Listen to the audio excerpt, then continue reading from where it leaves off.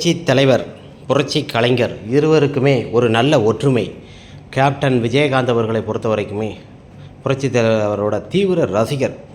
Captain Vijayakanth அவர்கள் பல திரைப்படங்களை திரையரங்கில் பார்த்திங்கன்னா 100 முறை 50 முறை இந்த மாதிரி புரட்சி தலைவரோட திரைப்படங்களை தீவிரமாக ரசித்து திரையரங்கு மதுரையில் பார்ப்பாராம்.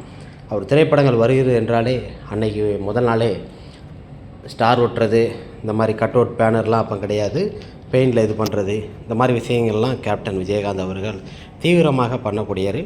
இருவருக்குமே ஒரு நல்ல ஒற்றுமை. மக்கள் செல்வாக்கு அதிகம் உள்ள தலைவர்களே பார்த்திங்கன்னா எம்ஜி ராமச்சந்திரன், கேப்டன் விஜயகாந்த், இவங்க இருவருமே தான். கேப்டன் விஜயகாந்த் அவர்களுக்கு எப்படி ஒரு மக்கள் செல்வாக்கு இருக்கோ அதுபோல் இன்றும் அவர் எத்தனை ஆண்டுகள், இன்னும் இவ்வளோ ஆண்டுகள் ஆன பிறகுமே பார்த்திங்கன்னா இன்றைக்கி பேர் சொல்கிற அளவுக்கு அவர் ரசிகர்கள் இருக்கிறாங்க, எம்ஜிஆர் அவரோட ரசிகர். அதுபோல் கேப்டன் விஜயகாந்த் அவர்கள் மறைந்தாலும் நம்மை விட்டு போனாலும் இன்னும் பல ஆண்டுகள் ஆனாலும் கேப்டன் புகழ்கள் என்றுமே நிலைத்திருக்கும்.